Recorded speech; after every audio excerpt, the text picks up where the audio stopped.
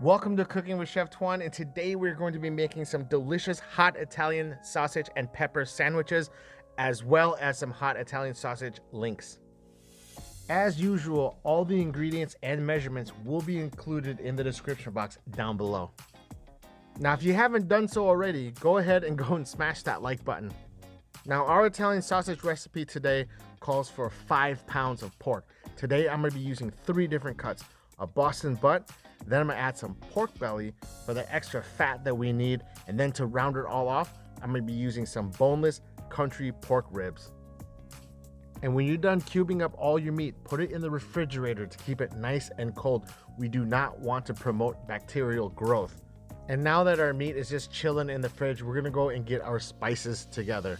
Now, since we're making a spicy sausage, I'm going to be using some Thai dried chili flakes. Now, these chili flakes are a lot spicier than the chili flakes that you would find at a normal grocery store. Now, here are all of our spices. We have the usual suspects: salt, our chilies, black pepper, garlic, white pepper. I like using some sweet smoked paprika, and then the star of this show, some fennel seeds, which we're going to toast and grind up a little bit in a mortar and pestle. And then to add a nice floral note, we have some fennel pollen. Now, toasting these fennel seeds will bring out more of the essential oils and it'll make them more fragrant. And then with our mortar and pestle, I don't want to pulverize this into a dust. I just want to crush a little bit just to release the flavors and the oils, but keeping most of the seeds whole. And then we're just going to grate all of our fresh garlic onto our meat. And then once that's done, we're going to start adding all of our spices. Now, some people, when they make sausage, they like to grind the meat first and then mix in the seasonings. I think it works a lot better if you season the meat, let that marinate before you grind, and then when you grind, everything just gets incorporated all together evenly. Now, I add a little splash of white wine, and then once the fennel seeds cool down, add it to the meat along with the fennel pollen and give everything a nice thorough mix. Now, if you don't have fennel pollen, don't worry about it. I just think that it adds a little bit extra to this sausage. All right, look at how beautiful our mix is. Everything is nicely seasoned and coated. You see the specks of garlic, fennel, the chilies. This is gonna be amazing. Now we're gonna wrap this in plastic and put it in the fridge for at least 2 hours to let all the flavors meld before we go and grind. Now, while the meat is chilling in the fridge for the next 2 hours, we're gonna go ahead and make some hoagie rolls. Now, the recipe that I'm using for the bread is my Vietnamese baguette recipe. I will put a link in the description box down below for that full video. Now, the shaping of this bread is not very difficult. As you can see, just give it a nice tap and then just roll it down, pinch the seams, and then you're done. Just let it rest and then you're ready to go. Of course, you don't have to make your own bread. I'm just being an overachiever today. Any French bread or any hoagie roll that you can find at the store or whatever you like works perfectly fine. And like I said, it's important to keep this meat cold. So I'm gonna put a mixing bowl on top of some ice. And today I'm gonna be using a food processor to grind the meat. I find that using a food processor grinds the meat a lot faster, so it prevents things from overheating as if you're gonna be using a meat grinder. So when using a food processor, it's very important just to pulse the meat until you get a nice chunky grind just like this. And just scoop the meat out of the food processor and put it into that ice mixing bowl until all your meat is done. And look at what we have here, a nice medium coarse ground Italian sausage. Now, processing the 5 pounds of meat that we had in the food processor took me a little less than 10 minutes. I got a 5-pound sausage stuffer that I'm using today. Now, I'm using natural hog casings, and I prep these according to directions. Let them run under cold water for 15 minutes, let them soak, and then I ran warm water through the whole thing to clean it all out.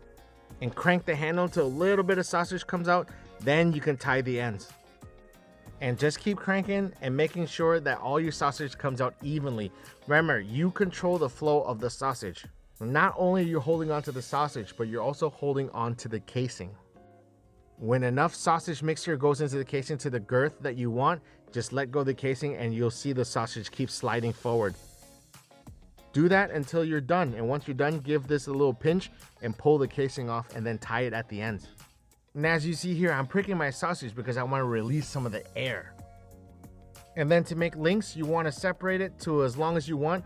Give it a twist about 3 times one direction, and every section that you got, you want to twist it the opposite direction 3 times. Now continue this process until you're done with the entire length of the sausage. Now I ended up doing 2 ropes of sausage, which gave me 16 total links. And I also reserved 1 pound of loose sausage meat, which I'm going to use to make our sandwich. All right, I'm going to show you 2 ways of tying our sausage together. As you can see, I held 2 links together on top, and then I gave the other ones a twist. And then through the hole, I put 1 sausage through, and I gave it another twist. Keep doing this until you're done with the whole thing, and then you're done linking them up. Once we're done with these guys, I like to rest them onto a wire rack on top of a sheet tray. That way we're letting air circulate around the sausages. All right, now let's work on the next rope. All right, now I'll show you the second way. I think this way is a little bit easier. So you're gonna grab the middle of the rope, give it a nice pinch and a twist. Remember, twist 3 times.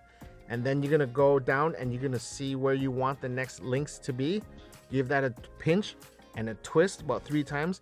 And just like before, you're gonna take one end of the rope, put it through the hole, give it a nice twist again, and just repeat until you're done.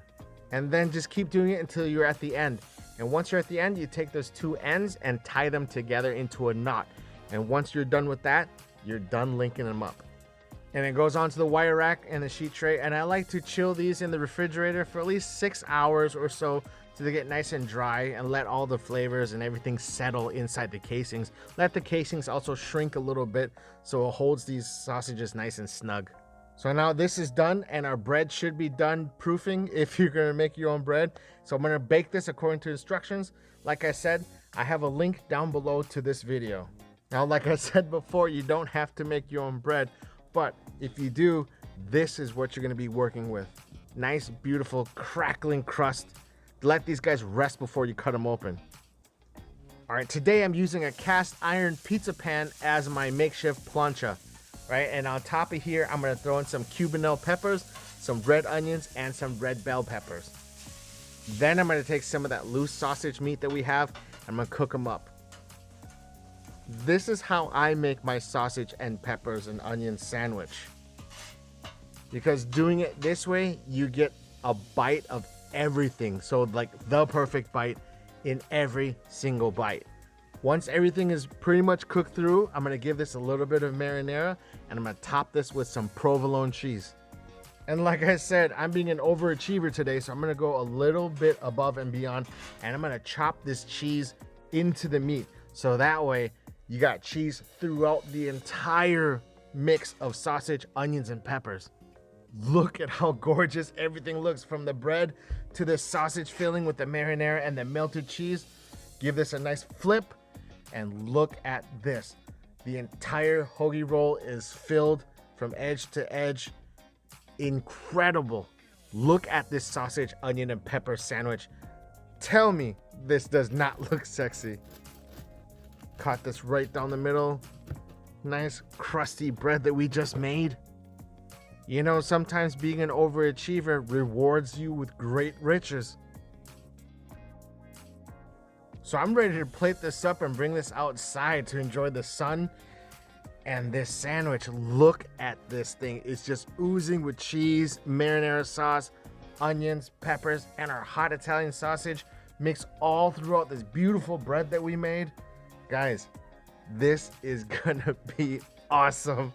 So these sausages, they do freeze well, so you don't have to eat them all at once. Guys, let's take a bite of this, and you know what? Worth all the effort of making the sausages, the bread, all this stuff. Super delicious. Guys, thank you so much for stopping by. If you like the content, please hit the like button and subscribe. Be safe out there, and as always, peace.